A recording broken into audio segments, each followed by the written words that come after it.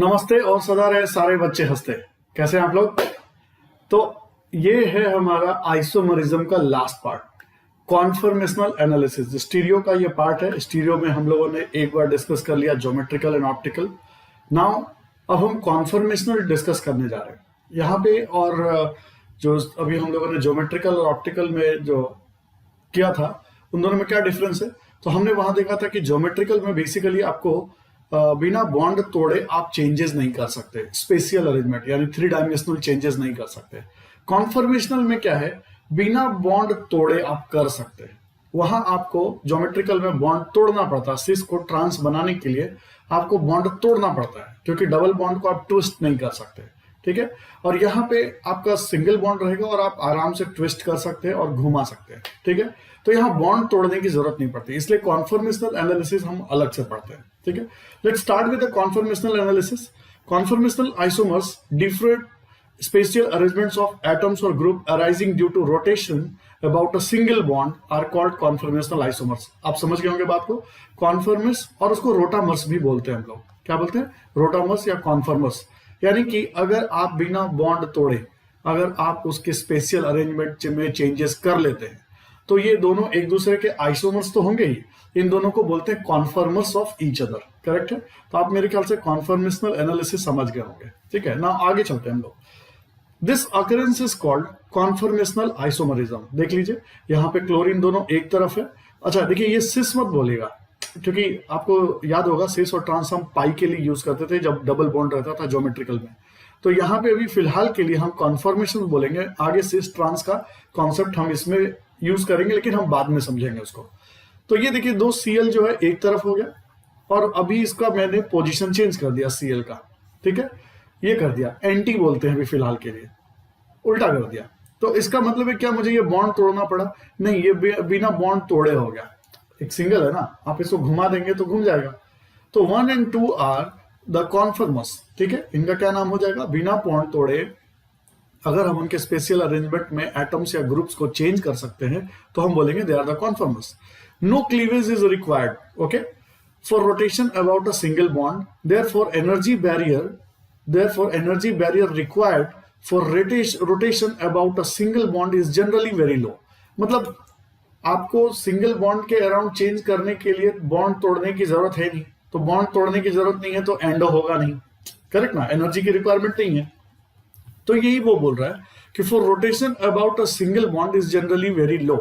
ठीक है, क्योंकि आपको बॉन्ड तोड़ना नहीं पड़ रहा। And available at room temperature. इसका मतलब ये है कि ये रूम टेम्परेचर पे ही चेंज कर जाते हैं। कॉन्फॉर्मर्स आपस में एक्सचेंज हो जाते हैं, इंटर कन्वर्टेबल रूम टेम्परेचर पे हो जाते हैं। अलग से आपको कुछ भी एनर्जी या टेम्परेचर बढ़ाने की जरूरत नहीं पड़ती। That is why conformers rapidly interconvert into each other, okay, stabilising an equilibrium with each other. ठीक है, ये एक दूसरे के साथ इक्विलिब्रियम स्टेबलाइज करते हैं। Due to this fast interconversion it is not possible to separate conformers. ये इतना इंटर कन्वर्जन इनका इतना रैपिड होता है कि हम इनको आइसोलेट नहीं कर पाते। Got it? So conformers have different physical properties and chemical reactivities. याद रखिएगा, कॉन्फॉर्मर्स का जो फिजिकल प्रॉपर्टीज और केमिकल रिएक्टिविटीज होता है वो अलग अलग होता है। Chemical composition of conformers structurally depends upon relative stability of conformers. ठीक है, अब इनका जो हम यहाँ पे बात कर रहे हैं इक्विलिब्रियम कॉम्पोजिशन का, ये किस पे डिपेंड करता है? ये डिपेंड करता है रिलेटिव स्टेबिलिटी ऑफ कॉन्फॉर्मर्स। अब ये रिलेटिव स्टेबिलिटी क्या है? यहाँ पे हम बात करेंगे कि दो बल्कि ग्रुप एक तरफ है या फिर अलग पोजीशंस में है। तो यहाँ पे पोजीशंस को हम अलग तरीके से डिफाइन करेंगे, तो आगे देखते हैं हम लोग। तो यहाँ पे पहले हम एक बार स्टेटमेंट समझ लेते हैं। द पॉपुलेशन ऑफ, यानी कि जो आपको ज्यादा क्वांटिटी में मिल रहा है, the population of more stable conformers will be more than the population of less stable conformers at equilibrium। मतलब ये हो कि ज्यादा से ज्यादा आपको जो ज्यादा स्टेबल कॉन्फॉर्मर्स है वो मिलेगा। अब कौन ज्यादा स्टेबल कॉन्फॉर्मर्स है आगे देखेंगे। तो बोलता है लेस स्टेबल जो पॉपुलेशन होगा, लेस स्टेबल कॉन्फॉर्मर्स का इक्विलिब्रियम पे कम होगा। क्वाइट ऑब्वियस सी बात है। Judgement of conformers are following. अच्छा, अब हम कैसे पता करेंगे कि कौन सा कॉन्फॉर्मर्स ज्यादा स्टेबल है और कौन सा कम है? तो उसके लिए कुछ पैरामीटर्स है। तो स्टेबिलिटी ऑफ कॉन्फॉर्मर्स, हम उस पैरामीटर्स को डिफाइन करते हैं कि किस किस पैरामीटर को हमको देखना पड़ेगा during the checking the stability of the conformers, ठीक है। तो नंबर 1 चलते हैं, strains in molecules are taken into account. जब आप इस तरह के कंपाउंड्स को देखते हैं तो उनमें कुछ स्ट्रेन डेवलप होता है, कुछ स्ट्रेन बनता है, उनके बॉन्ड बनने से उनके स्ट्रक्चर में एक स्ट्रेन होता है, ठीक है। उसको हम देखेंगे, ध्यान देंगे जब स्टेबिलिटी जो क्राइटेरिया है वो डिसाइड करेंगे तब। दूसरा है steric strain arises due to closeness of bigger group. More steric strain means less stable conformers. यानी कि आप जैसे मैंने अभी आपको बताया कि CL एक तरफ था और Cl एंटी था। अगर बिगर ग्रुप, मान लीजिए Cl की जगह कोई और बल्कि ग्रुप ले लेते हैं, इथाइल ले लेते हैं, ठीक है। तो दो बल्कि ग्रुप अगर एक तरफ है तो स्टेरिक स्ट्रेन उनमें अराइज होगा, और वो जो एंटी हो गए तो कम होगा। तो वही यहाँ पे लिखा हुआ है, arises due to closeness of bigger group, more steric strain means less stable conformers. जितना बल्कि ग्रुप एक तरफ रहेंगे उतना वो कॉन्फॉर्मर्स लेस स्टेबल होगा। क्लियर है। अब हम और भी दूसरा इसमें अलग अलग तरह के एंगल स्ट्रेन होते हैं, उसको समझते हैं। पहला आप स्टेरिक स्ट्रेन को समझ गए होंगे, अगर कोई बल्कि ग्रुप एक तरफ है तो स्टेरिक स्ट्रेन अराइज होगा। टॉरिशनल स्ट्रेन क्या है, इसको जरा ध्यान से देखिए। The strain arises due to repulsion between, ये जो BW लिखा है दैट मीन्स बिटवीन, ठीक है, bonding electrons of two groups is called torsional strain. यानी कि जब हम अभी थोड़ी देर में जब हम एक्चुअल इनका स्ट्रक्चर देखेंगे तब आपको दिखेगा कि जो उनके बॉन्डिंग इलेक्ट्रॉन्स होते हैं, जिससे वो बॉन्ड पेयर जो होते हैं, जो बॉन्ड बनाते हैं इलेक्ट्रॉन्स, उनके बीच में भी रिपल्सन, उनके बीच में एक रिपल्सन अराइज होता है due to the closeness of the bond pair electrons, ठीक है।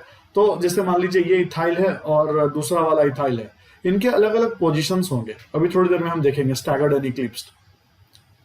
तो आप बल्कि ग्रुप से तो स्टेरिक डेवलप हो ही रहा है, साथ में आपको इसकी वजह से टॉरिशनल डेवलप होगा, electron repulsion, bond pair electron के रिपल्सन की वजह से, ठीक है। तो bonding electrons of two groups is called torsional strain. अब आप समझ गए होंगे कि अभी आपको मैंने बताया, सबसे पहला फर्स्ट वन स्टेरिक स्ट्रेन, ये होता है बल्कीनेस की वजह से। दूसरा टॉरिशनल स्ट्रेन भी उसकी वजह से होता है, बट वो इलेक्ट्रॉन के वजह से एक जो रिपल्सन क्रिएट होता है उसका हमने अलग से नाम दे रखा है टॉरिशनल स्ट्रेन। अब एंगल स्ट्रेन की बात करते हैं। The strain arising due to deviation from normal bond angle, यानी जो हाइब्रिडाइजेशन से जो आप एंगल निकालते हैं, मान लीजिए sp3 है तो आप जानते हैं 109 डिग्री 28 मिनट होता है, लेकिन अब इस 109 डिग्री 28 मिनट में अगर कम ज्यादा हो गया तो the strain arising due to deviation from the normal angle 109 से कम हो गया, तो उस जो ये स्ट्रेन कम होने की वजह से जो अराइज होगा उस स्ट्रक्चर में, ठीक है। अब जैसे मान लीजिए आप जिस चेयर पे बैठते हैं, उस चेयर का जो नीचे उसका जो फॉर्मेट रहता है कुछ इस तरह से रहता है, करेक्ट ना, it is something like this, correct है। अब ये वाला जो इसका लेग है, इसको मैं ऐसा कर दूं, ऐसा एक लेग को, तो क्या होगा, इसकी हालत खराब हो जाएगी। तो इसको हम लोग बोलते हैं angle strain. The strain arising due to deviation from normal bond angle expected on the basis of hybridization. Of course है, जो एंगल निकालेंगे हम हाइब्रिडाइजेशन के थ्रू निकालेंगे। Bond angle is called angle strain. More angle strain is called less stable conformers. यानी कि जितना ज्यादा पैर आप चेयर का टेढ़ा कर देंगे वो उतना लेस स्टेबल चेयर होगा। Getting my point. बस अब मैंने चेयर क्यों बोला आपको थोड़ी देर बाद समझ में आएगा। 15 है वंडरवाल रिपल्सन। वंडरवाल रिपल्सन क्या है आपको पता होगा, it is like covalent radius के बारे में हम यहाँ बात करते हैं वंडरवाल रिपल्सन में। इफ टू ग्रुप और atoms come closer than the sum of their van der Waals radii, उनका जो वंडरवाल रेडियाई होगा उससे भी अगर क्लोज आ गए, ठीक है, एक डिस्टेंस होता है कि भाई दो दुश्मन है तो दो अलग अलग सिटी में रहते हैं। जैसे अभी आपने देखा रसिया और यूक्रेन में फाइट क्यों हो गया, क्योंकि NATO was coming very closer to Russian territory. तो वो क्या हो गया, वो वंडरवाल रेडियस जो रसिया का था और जो वंडरवाल रेडियस नाटो का था, यूक्रेन का था, नाटो उसको भी क्रॉस करके उन दोनों रेडियस के अंदर आ गया। गॉट इट, इसीलिए ये वार हो गया। Then sum of their van der Waals radii, यानी उन दोनों के वंडरवाल रेडियाई, मान लीजिए कि यूक्रेन का टेरिटरी R1 था, रसिया का R2 था, R1 प्लस R2 ये सेफ जोन था। लेकिन जब रसिया ने, नाटो ने सोचा कि नहीं इसको R1 प्लस R2 नहीं रहने देंगे, R1/2 प्लस R2 रहने देंगे, तो आप समझ गए होंगे क्या हो गया होगा। तो ये क्या हो गया, यहाँ वंडरवाल रिपल्सन स्टार्ट हो गया। ये जिसको वार बोल रहे हैं आप, एक्चुअली वो वंडरवाल रिपल्सन है। Arises which is called van der Waals radius, more is the repulsion, lower will be the stability of conformers. यानी जितना ज्यादा रिपल्सन होगा, जितना ज्यादा स्ट्रेन होगा, आपका कॉन्फर्मेशन उतना ही लेस स्टेबल होगा। Note that angle strain operates mostly in some of the ring compounds. ध्यान रखिए, ये बहुत ही इंपॉर्टेंट है। जो अभी आपने एंगल स्ट्रेन पढ़ा, जो मैंने अभी रसिया और यूक्रेन का एग्जांपल लिया था, ये जनरली रिंग कंपाउंड्स में डेवलप होता है, ओपन चैन में नहीं होगा। ठीक है, रिंग कंपाउंड साइक्लोहेक्सेन इस टाइप का जब भी हम लेंगे तो वहां डेवलप होगा, not in the open chain. Correct है। अब आगे देख लीजिए, conformers are best presented by Newman projection. ठीक है, अब आपने अभी तक पढ़ा है वेज फॉर्मूला पढ़ा है, 100 हॉर्स भी मैंने आपको पढ़ाया था। तो 100 हॉर्स में मैंने आपको बताया था, इसका ज्यादा डिटेल में न्यूमैन में बताऊंगा। ठीक है, तो आपको न्यूमैन जो प्रोजेक्शन है, दिस न्यूमैन प्रोजेक्शन जो होता है ना, वो ज्यादा पॉपुलर है। Most popular is Newman projection. आप 100 हॉर्स से भी इसको समझ सकते हैं, वेज से भी समझ सकते हैं, बट ज्यादा क्लियरिटी आपको न्यूमैन से मिलेगा और यही मोस्ट पॉपुलर है। तो हम यहाँ पे न्यूमैन की बात करेंगे। तो in Newman projection carbon of the bond is shown as, ये जो मैंने बनाया एक सर्कल, और ये जो बीच में जो ये पॉइंट दिख रहा है, this is the carbon. Okay, अब कार्बन के साथ 3 हाइड्रोजन लगे होंगे तो आप यहां यहां यहां लगा सकते हैं। ठीक है, मान लीजिए कि आपके पास इथेन है। इथेन है तो 2 कार्बन होगा, एक कार्बन जो आपको दिखाई दे रहा है और एक कार्बन जो दिखाई नहीं देगा आपको, मतलब वो 3 डायमेंशन की वजह से वो आपको दिखाई नहीं देगा, उस कार्बन से वो ओवरलैप कर रहा होगा अंदर की तरफ, तो वो दिखाई नहीं दे रहा होगा। अब ये इस रिंग पे दिखा रहा हूं कि यहां पे मान लीजिए मैं उस CH3 का 3 हाइड्रोजन ले लेता हूं। एग्जाम्पल में मैंने ले लिया CH3। तो ये जो फर्स्ट CH3 है उसको मैंने ऐसे दिखा दिया। ठीक है, सेकेंड वाला CH3 का कार्बन दिखाई नहीं देगा, बिकॉज ये कार्बन के जस्ट नीचे ही वो कार्बन होगा, you can not see that, लेकिन ये हाइड्रोजन आपको दिखाई देगा। करेक्ट है, तो 2 CH3 हो गए।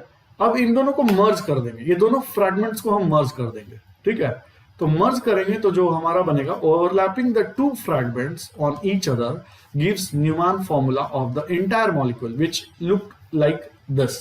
देख लीजिए, ये ऊपर वाला पार्ट है, अंदर वाला कार्बन दिखाई नहीं देगा, और ये हो गया। तो ये हो गया CH3। ये इथेन के लिए देखा आपने, कार्बन के साथ 3 हाइड्रोजन देखा तो 3 हाइड्रोजन मैंने लगा दिया, 1 2 3। ये ऊपर वाला कार्बन के साथ हो गया। अंदर वाला कार्बन को आप बस इस रिंग से टच कर देते हैं, अंदर नहीं ले जाते। मेरा थोड़ा अंदर चला गया है, बट अंदर ले जाने की जरूरत नहीं, आप बस इस रिंग से इसको टच कर दीजिए। इसका मतलब समझ में आ जाएगा कि ये जो है अंदर वाले की बात हो रही है, और ये वाला जो ऊपर वाला दिखा रहे हैं उसको इस कार्बन से आपको टच करके इस बॉन्ड को दिखाना पड़ेगा आपको। तो इससे पता चलेगा कि ये ऊपर वाला है और वो अंदर वाला पार्ट है। ओके, अब आगे चलते हैं। Newman projection is of 2 kinds, staggered and eclipsed. अब न्यूमैन प्रोजेक्शन 2 तरह से होते हैं। स्टैगर्ड और इक्लिप्स क्या है? जब इस तरह का फॉर्मेट होगा, इस तरह का, ये जो दिख रहा है आपको फर्स्ट, ये स्टैगर्ड फॉर्म कहलाता है। इक्लिप्स फॉर्म में क्या होता है, अंदर वाला जो ग्रुप होता है कार्बन से जो लगा होता है, अब यहाँ पे तो हाइड्रोजन लगा हुआ है, ये एक दूसरे के ऊपर नीचे आ जाते हैं। ठीक है, तो जैसे दिख रहा है ना आपको, इसको हम लोगों ने, ये एंगल को 60 डिग्री बोलते हैं। This angle is 60 degree. जब आप इसको 60 डिग्री से रोटेट करेंगे ना, यूं 60 डिग्री से रोटेट करेंगे तो ये जस्ट इसके नीचे आ जाएगा। अब ये नीचे आएगा तो ऑफकोर्स सी बात है कि ये रिपल्सन शो करेगा। ठीक है, ऑफकोर्स सी बात है, ये रिपल्सन ज्यादा शो करेगा। तो उस तरह से हम बोल सकते हैं staggered form is more stable then Eclipse form. देखिए, शोज रिपल्सन। करेक्ट है। अब ये तो छोटे छोटे हाइड्रोजन लगे हुए हैं, अगर मान लीजिए CH3 लगा रहे तो और ज्यादा रिपल्सन शो करेगा। करेक्ट ना। अगर आप 60 से और घुमाएंगे और 60 से घुमाएंगे तो ये वाला H जो है वापस से स्टैगर्ड फॉर्म में कन्वर्ट हो जाएगा। करेक्ट ना, ये वाला H यहां आ जाएगा, ये स्टैगर्ड फॉर्म में कन्वर्ट हो जाएगा, जो हम आगे देखेंगे। ठीक है, आगे देखिए। इन स्टैगर्ड फॉर्म यानी जब अलग अलग रहते हैं, सेपरेट रहते हैं, groups are far apart. In eclipse form, groups are on carbon is eclipsing with the group on the other carbon and they are closer than in staggered form. Staggered form से ज्यादा closer रहते हैं eclipse form में, इसलिए थोड़ा repulsion show होता है। तो secondly, in eclipse form there is repulsion between bond pair electrons. अब आपको समझ में आ गया कि क्या हो रहा है यहाँ पे, bond pair electron का repulsion। यही था ना जो मैंने टॉरिस्मल बताया था। देखिए ये इलेक्ट्रॉन, ये इलेक्ट्रॉन, ये इलेक्ट्रॉन, ये इलेक्ट्रॉन दोनों मिलके बॉन्ड बना रहे हैं। अब ये दोनों पेयर में एक तरह से रिपल्सन शुरू हो जाता है, ठीक है तो हाइड्रोजन बहुत छोटा छोटा, हाइड्रोजन तो बहुत छोटा है। मान लीजिए मैंने आपको बोला था, पहला जो मैंने स्ट्रेन लिया था उसमें बोला था आपको मैंने कि बल्कि ग्रुप एक तरफ रहेंगे तो वो स्ट्रेन शो करेंगे, ठीक है, स्टेरिक स्ट्रेन।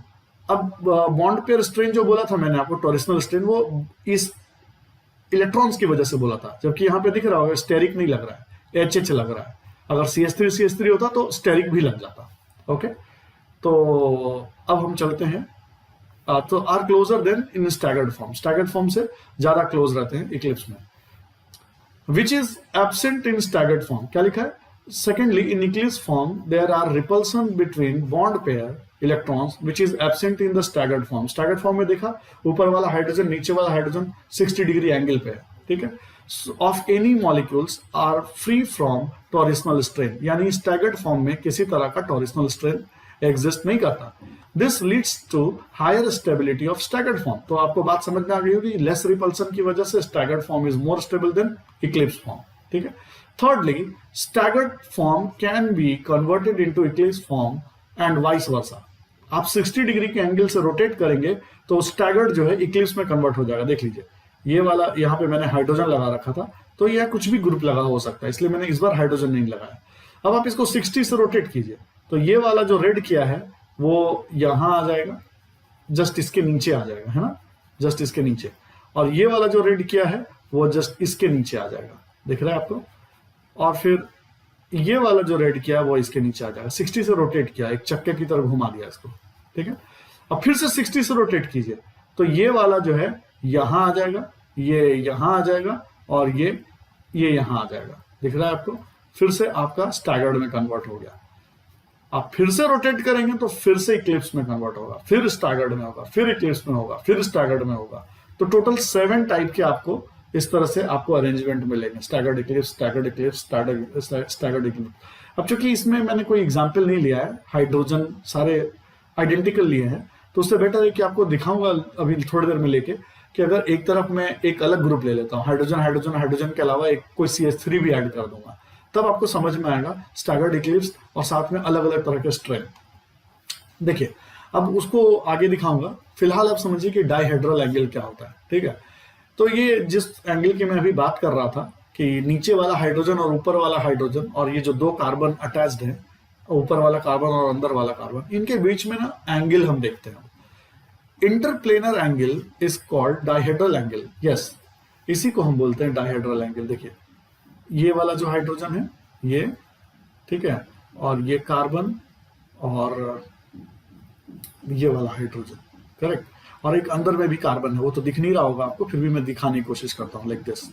तो हम बोलेंगे ये हाइड्रोजन, ये कार्बन, और इस हाइड्रोजन के बीच में कितना एंगल, तो बोलेंगे 60 डिग्री एंगल, ठीक है, यही हो गया डाइहेड्रल एंगल। अब आपको पूछेगा कि यहां पे बताओ H, और ये H हो गया दोनों, और ये C हो गया, और एक अंदर वाला C हो गया, तो H और H के बीच में कितना एंगल, तो डाइहेड्रल एंगल 0 बोलेंगे। यहाँ पे, यहाँ डाइहेड्रल एंगल फाई ले लेते हैं, 0 हो जाएगा। यहाँ फाई ले लेते हैं, 60 डिग्री हो जाएगा, दिस इज 60 डिग्री। ओके, ये जो मैंने 0 लिखा है इसको वोमिट कर देते हैं, वोमिट नहीं, ओमिट, ठीक है।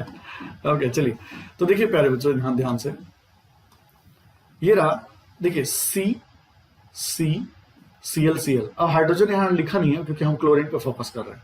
तो आपसे पूछ सकता है what is the angle between Cl, Cl, दिख रहा है ना, Cl, C, ये वाला C, और फिर ये वाला C, और देन Cl, व्हाट इज, आपसे फर्स्ट में पूछ रहा है, पहले वाले में, तो एंगल क्या हो जाएगा, 0 डिग्री, करेक्ट ना।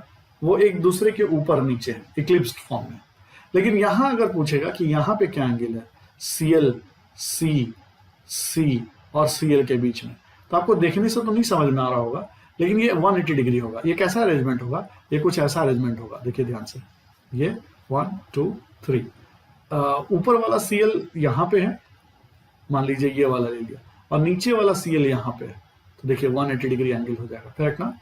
इस तरह का अरेंजमेंट है। बाकी जगह हाइड्रोजन आप लगा सकते हैं, लेकिन अभी बहुत सारे एग्जांपल्स हम देखेंगे। आगे देखिए, हाँ देखिए एग्जांपल आ गया यहाँ पे, ये ऊपर वाला कार्बन हो गया। अब आप इसमें देखते हैं ऊपर वाले कार्बन के साथ deuterium, tritium and CH3 attached है, ठीक है। Right the IUPAC name of, अब आपको इस एक क्वेश्चन है IUPAC नेम इसका लिखिएगा, थोड़ा आप लोग कोशिश कीजिएगा इसका IUPAC लिखने के लिए। अब इसका जरा हम डायहेड्रल एंगल के बारे में बात करते हैं। The question is asking CH3, ये वाला रेड वाला कार्बन और उसके अंदर वाला कार्बन और ये जो Cl है इसके बीच में एंगल, तो एंगल कितना हो जाएगा 180 डिग्री, करेक्ट है, ये हो गया 180 डिग्री। अब ये ओपन चैन में कैसे लिखते हैं वो इस तरह से लिखते हैं, देखिए CHClBr CH3DNT, उसी तरह से मैंने अरेंज कर दिया। अब आप बोलेंगे कि सर ये वाला जो C है ये तो अंदर में है, ये मान लीजिए हम फर्स्ट कर दें ये सेकंड, तो आप बोलेंगे कि सर ये तो अंदर में है लेकिन आपने इसको ऊपर दिखा रखा है, कोई फर्क नहीं पड़ता भाई, आप इसको 1 ले लीजिए, इसको 2 ले लीजिए, ठीक है, कोई फर्क नहीं पड़ता। अब आगे देखिए, इस क्वेश्चन में पूछ रहा है आपसे ClCC के बीच में, ClCC एंड CH3 के बीच में डायहेड्रल एंगल यहाँ 0 हो जाएगा, गलती से यहाँ 60 कर दिया है, ठीक है। और फिर इसके बाद पूछ रहा है ClCCD के बीच में, तो ये हो गया ClCC और ये रहा D, कितना हो जाएगा एंगल 60 डिग्री हो जाएगा, ये 60 डिग्री हो गया, ClCCT 60 डिग्री हो जाएगा डायहेड्रल एंगल, करेक्ट है। आगे चलते हैं, कॉन्फॉर्मेशनल एनालिसिस ऑफ इथेन। अब यहां देख लीजिए CH3 हो गया, इसको बना दिया हम लोगों ने। अब ये स्टैगर्ड फॉर्म है क्योंकि सारे जो ग्रुप हैं वो दूर दूर हैं, स्टैगर्ड फॉर्म हो गया। 60 से जब रोटेट करेंगे तो ये हाइड्रोजन यहाँ, ये हाइड्रोजन यहाँ और ये हाइड्रोजन यहाँ पहुंच जाएगा, तो देखिए पहुंचा दिया। ये मेरा इक्लिप्स फॉर्म हो गया। इक्लिप्स फॉर्म में क्या हो गया, बॉन्ड पेयर का रिपल्सन हो रहा है, इसलिए टॉरिशनल स्ट्रेन डेवलप हो रहा है। स्टैगर्ड फॉर्म में किसी तरह का टॉरिशनल स्ट्रेन डेवलप नहीं हो रहा है, करेक्ट है। नेक्स्ट है, therefore staggered form is more stable than eclipse form, obvious सी बात है क्योंकि किसी तरह का स्ट्रेन नहीं है वहां पे। प्यारे बच्चों, अब मैंने यहां लिखा है पोटेंशियल एनर्जी, तो आप जानते हैं कि जो सबसे ज्यादा स्टेबल होगा उसका पोटेंशियल एनर्जी कम होता है। तो पोटेंशियल एनर्जी ऑफ इक्लिप्स, ठीक है, potential energy of staggered is greater than potential energy of Eclipse. ये क्या लिख दिया भैया, ऐसे थोड़ी चलता है। तो सबसे ज्यादा स्टेबल क्या हो रहा था, staggered form is more stable, तो पोटेंशियल एनर्जी क्या हो जाएगा, कम हो जाएगा ना, ये गलत लिख दिया, कितना समझाऊं, ये गलत हो गया। आप लोग को याद होगा, मैंने आप लोग को ऑलरेडी ऑर्गेनिक में पढ़ा रखा है, जितना ज्यादा स्टेबल उतना लेस पोटेंशियल एनर्जी, यानी कि आप जब सो जाते हो तो पोटेंशियल एनर्जी क्या होता है, mgh होता है। h जितना हाइट कम रहेगा उतना ज्यादा आप स्टेबल रहोगे, करेक्ट है।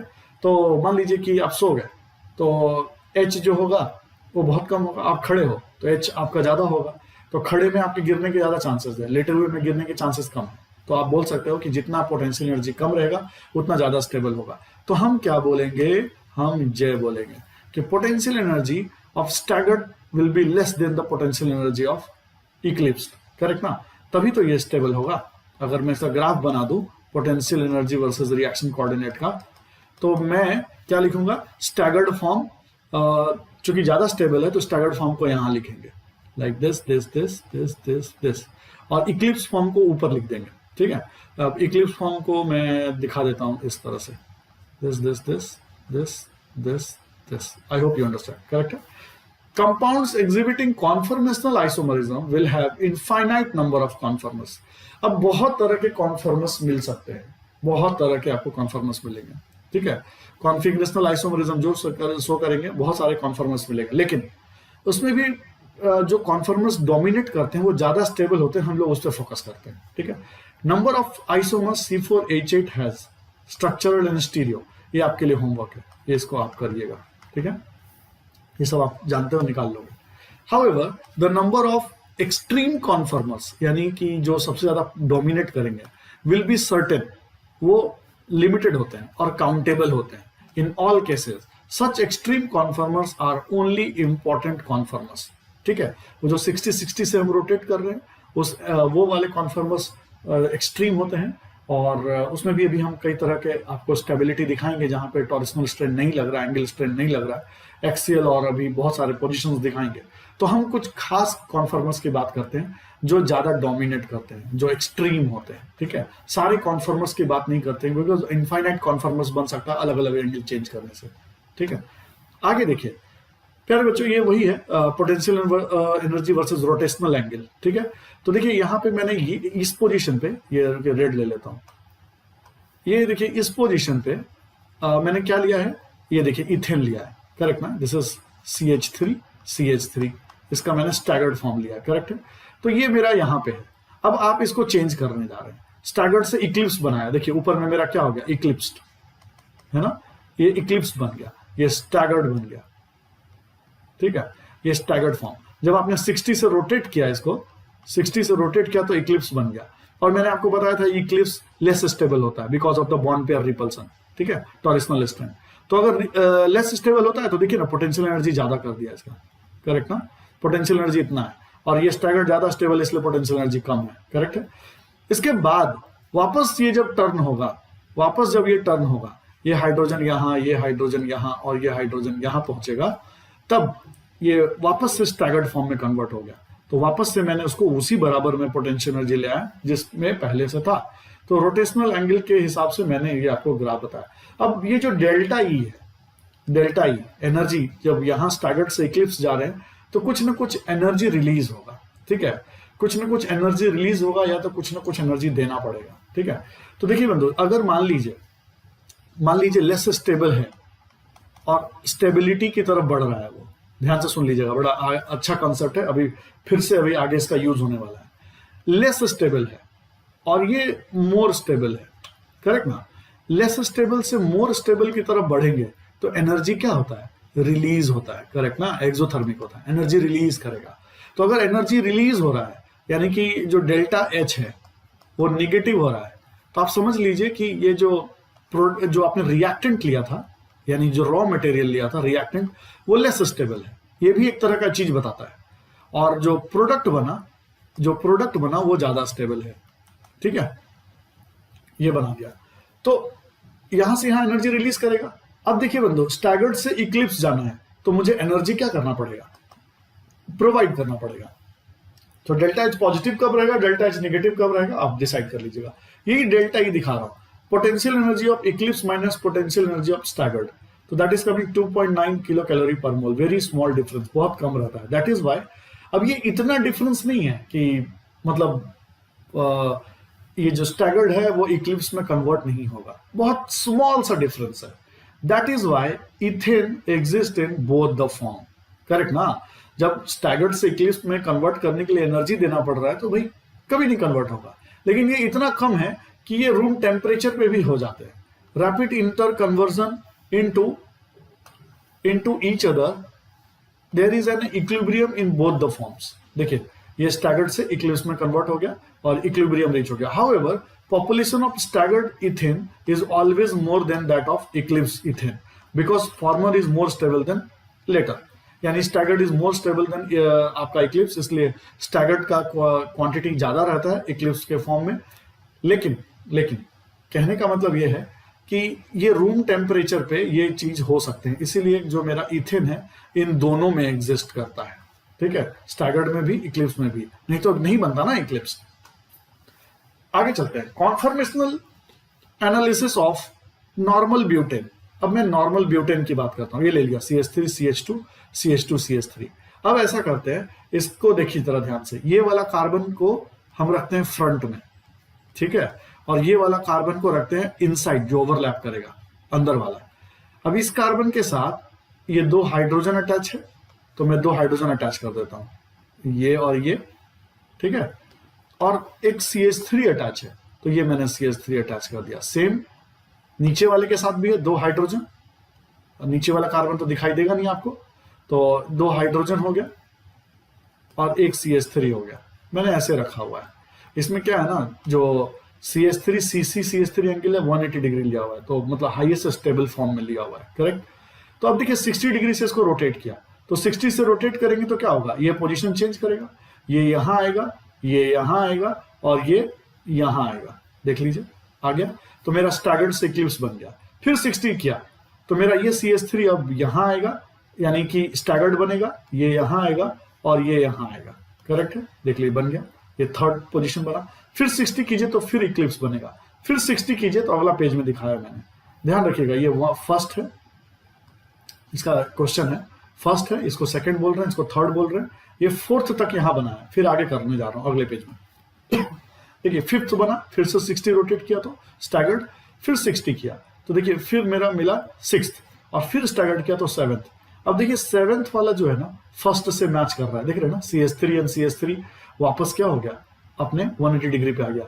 यानी कि आपने कितना रोटेशन किया, देखिए 60, यहां पे भी 60 लिख देता हूं, आपने रोटेशन किया 60 60 60 करके, ठीक है। देखिए कितना रोटेशन किया, 60 60 60 60, कितना हो गया 4 टाइम्स, और फिर इसके बाद यहां क्या किया 5 टाइम्स 6 टाइम, यानी कि 360 से आपने रोटेट कर लिया, यहां तक 360 से रोटेट कर लिया, इसीलिए हमको वापस से ये मिल गया same as first, same as first, got it. अब मैं इन सारे जो मैंने नंबरिंग किया है उसके हिसाब से इनको कंक्लूड करने जा रहा हूं। देखिए first and seventh are identical anti form, clear हो गया, वो पीछे पलटने की जरूरत नहीं है पेज। फर्स्ट वाला 180 पे था और लास्ट वाला भी 180, दिस इज कॉल्ड एंटीफॉर्म। क्या नाम देते हैं यहाँ पे ना सिस्ट्रांस की जगह हम बोलेंगे anti form, because both the bigger groups यानी methyl are anti to each other making 180 degree dihedral angle. तो जितने बल्कि ग्रुप है वो अगर इस तरह से होंगे जनरेट या इस तरह से अरेंज्ड होंगे कि दोनों 180 डिग्री पे हैं, तो बोलेंगे कि ये एंटी हैं एक दूसरे के, और वो ज्यादा स्टेबल फॉर्मेट है।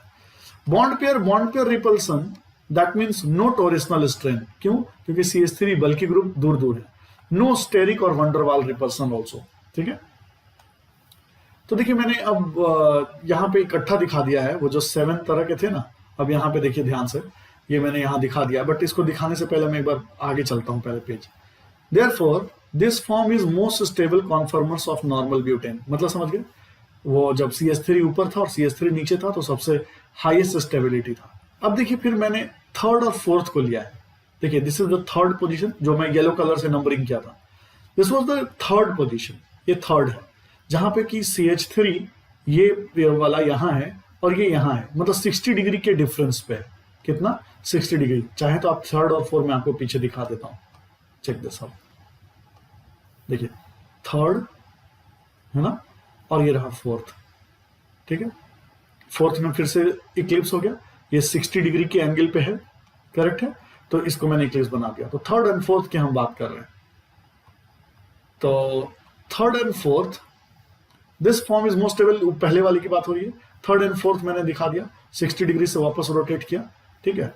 तो अच्छा ये देखिए यहाँ पे क्या है, ये बता रहा है कि 60 डिग्री एंगल यहाँ पे ये है, और फोर्थ वाले में ये गलत लिख दिया, फोर्थ नहीं होगा, और एक और कंडीशन दिया जिसमें ये दोनों 60 डिग्री पे हैं, ये कौन सा है पीछे चेक कर लेते हैं जरा एक बार, ये है फिफ्थ है, गलती से फोर्थ लिख दिया, फिफ्थ वाला इज दिस, फोर्थ वाला तो इक्लिप्स फॉर्म हो गया, करेक्ट ना, इसमें CH3 0 डिग्री पे, तो मैं उसको फिफ्थ से चेंज कर देता हूं। माय डियर स्टूडेंट्स, क्या है ना, ऐसे लिखने में तो ऊपर नीचे हो ही जाता है, तो केस थोड़ी कर देंगे आप, है ना।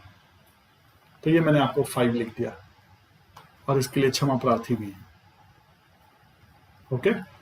चलिए, तो थर्ड एंड फिफ्थ में देखा आपने कि दोनों बल्कि ग्रुप जो है 60-60 के एंगल पे हैं। इस फॉर्म को हम लोग बोलते हैं गॉची फॉर्म, क्या बोलते हैं, GAUCHE, गॉची फॉर्म, ठीक है। कुछ लोग बोलते हैं गुच्ची, तो आपको जो मन करे गुच्ची बोलिए, गॉची बोलिए, जैसे बोलिए, जो बोलना है बोलिए, बस आप ये समझ लीजिए कि जब बल्कि ग्रुप दोनों 60 डिग्री एंगल पे होंगे तो हम उसको बोलेंगे gauche form. That staggered form in which, देखिए दोनों स्टैगर्ड है ना, एक दूसरे के नीचे तो है नहीं, स्टैगर्ड है। So that staggered form in which bigger groups make 60 degree dihedral angle is called Gauche form. It is a Gauche form. No torsional strain. There is some steric or van der Waal repulsion. यहाँ torsional strain नहीं रहता है जब वो Gauche form में रहता है, but steric और van der Waal repulsion slide सा रहता है थोड़ा थोड़ा बिटवीन टू मिथाइल्स, क्योंकि बहुत दूर नहीं है ना, 180 डिग्री पे नहीं है, 60 पे ही है। So therefore this is the less stable than anti form. So anti form को ज्यादा प्रेफरेंस दे रहे हैं गॉची फॉर्म से, ठीक है। तो गॉची आपको समझ में आ गया। अब आप ये देखिए सेकंड एंड सिक्स्थ वाला, तो दोनों में क्या है, सेकंड और सिक्स्थ में एक दूसरे इक्लिप्स फॉर्म में, ठीक है, इक्लिप्स फॉर्म में, ठीक है। और ये जो CH3 है और ये जो CH3 है अभी भी दूर दूर है, करेक्ट ना, जस्ट ऊपर नीचे नहीं है, उस केस को बाद में डील करेंगे। इसको बोलते हैं partially eclipse form because non identical groups are eclipsing, ठीक है। इसमें जो आइडेंटिकल ग्रुप्स है वो इक्लिप्स नहीं कर रहे हैं। CH3 के साथ CH3 इक्लिप्स नहीं कर रहा, CH3 के साथ H कर रहा है, नॉन आइडेंटिकल ग्रुप्स कर रहे हैं, इसलिए इसको बोलते हैं हम लोग partially eclipse form, because non identical groups are eclipsing. Torsional strain present, इसमें टॉरिशनल स्ट्रेन प्रेजेंट होगा, सम स्टेरिक और वंडरवाल रिपल्सन भी होगा, between methyl and hydrogen is also present, methyl और हाइड्रोजन में भी ये प्रेजेंट होगा, ठीक है। Therefore this form is less stable than gauche form, ठीक है। क्यों? क्योंकि गॉची में टॉरिशनल नहीं था, देखे होंगे। This is less stable than anti form, this has only steric and van der Waals, torsional इसमें नहीं है, तो गॉची को हम पार्शियल इक्लिप्स से ज्यादा स्टेबल मानते हैं। ओके, अब आगे चलते हैं, नेक्स्ट लेते हैं फुल्ली इक्लिप्स, जब दोनों सेम टाइप के आइडेंटिकल ग्रुप एक दूसरे के ऊपर नीचे है। Fully eclipse form because identical groups are eclipsing, torsional strain develop करेगा, maximum van der Waals and steric repulsion. देखिए वंडरवाल जो है maximum, this form is least stable, इस तरह के फॉर्म को हम लीस्ट स्टेबल बोलते हैं। हेंस फॉर एक्सट्रीम और important conformers are possible in normal butane by rotation about C2C3 bond as explained above. Stability order among them is as antiform सबसे ज्यादा स्टेबल, फिर गॉची फॉर्म, फिर partially Eclipse, फिर fully Eclipse. ये क्या बोल रहा है? 4 एक्सट्रीम और इंपॉर्टेंट कॉन्फॉर्मर्स, 1 2 3 4, ठीक है, ये एक्सट्रीम और इंपॉर्टेंट कॉन्फॉर्मर्स है। अब चलते हैं वो वाला, इस पे चलते हैं, देख लीजिए। अब यहां पे आपको साफ साफ दिखाई देगा, एक लाइन में दिखाई देगा, ये देख लीजिए, ये आपका इक्लिप्स फॉर्म में है, ठीक है। इसको 60 से रोटेट किया तो देखिए ये अगर इक्लिप्स, ये फुल्ली इक्लिप्स्ड है, क्योंकि आइडेंटिकल ग्रुप्स, इसको मैं फुल्ली लिख देता हूं, है ना, ये आइडेंटिकल ग्रुप्स एक दूसरे के ऊपर है। फिर ये करवा दिया, ये देखिए 60 डिग्री एंगल पे है सेकंड वाला, तो गॉची फॉर्म बोलेंगे, ठीक है। और फिर देखिए यहाँ पे क्या है, ये फुल्ली इक्लिप्स नहीं है, इसको पार्शियली इक्लिप्स बोलेंगे, ठीक है। फिर इसके बाद देखिए 180 डिग्री पे है ना, तो ये एंटी कॉन्फर्मेशन हो गया, फिर ये पार्शियली इक्लिप्स्ड हो गया, और फिर ये गॉची फॉर्म हो गया। तो इस तरह से आपको fully eclipse, gauche, fully eclipse, gauche, partially, ये सब समझ में आ गया होगा, और कौन कैसे स्टेबल है, कितना स्टेबल है, ये भी आपको समझ में आ गया होगा। तो इसलिए लिखा मैंने anti form is more stable than gauche, then partially and then fully eclipsed. Okay, ठीक है, चलिए। तो प्यारे बच्चों आ जाते हैं पोटेंशियल एनर्जी के ग्राफ पे, ठीक है। तो पोटेंशियल एनर्जी Fe का मतलब यहाँ पे आयरन मत समझ लेना आप, दिस Fe मतलब यहाँ पे फुल्ली इक्लिप्स्ड से है, ठीक है, फुल्ली इक्लिप्स्ड है। प्यारे बच्चों, जो आप लोग रिकॉर्डिंग देख रहे हो और जो आने वाली पीढ़ियां इसको देखेगी, इस Fe को आयरन समझने की कभी भी कदापि गलती मत समझना। तो जो लोग सोच रहे हैं कि नोट्स से देख के पढ़ लेंगे और रिकॉर्डिंग सुनेंगे नहीं, उनके लिए खतरा हो सकता है, इसलिए मैं यहाँ डेंजर लिख देता, बना देता हूँ साइन। मुझे डेंजर का साइन भी बनाने नहीं आता भाई साहब, पता नहीं, हाँ खतरा बन गया भाई, ठीक है, ये खतरा है Fe, this is a fully eclipsed. तो देखिए क्या लिखा है, potential energy of fully eclipsed is सबसे ज्यादा, क्योंकि फुल्ली इक्लिप्स सबसे कम स्टेबल है, तो कम स्टेबल होगा तो पोटेंशियल एनर्जी ज्यादा होगा। फिर पार्शियल इक्लिप्स, फिर गॉची एंड देन एंटी का पोटेंशियल एनर्जी सबसे कम होगा, क्यों? क्योंकि सबसे ज्यादा स्टेबल है। Note that this stability order among conformation is valid for on any chain hydrocarbon, any chain hydrocarbon. अब देखिए मैंने यहाँ पे ये बनाया है प्यारे बच्चों, देखिए ये पीई का मतलब हो गया पार्शियल इक्लिप्स, ये हो गया गॉची फॉर्म, फिर PFE यानी कि पोटेंशियल एनर्जी ऑफ, नहीं ये PE का मतलब हो गया potential energy of eclipse form, ठीक है, PE लिखना पड़ेगा मुझे, P लिखा है यहाँ, P का मतलब समझ लीजिएगा पोटेंशियल एनर्जी है, पार्शियली नहीं है, पोटेंशियल एनर्जी है P का मतलब, ठीक है। तो potential energy of eclipse form, ठीक है, और फिर gauche form, gauche form is more stable, तो पोटेंशियल एनर्जी डिक्रीज कर जाएगा, ये डिक्रीज कर दिया।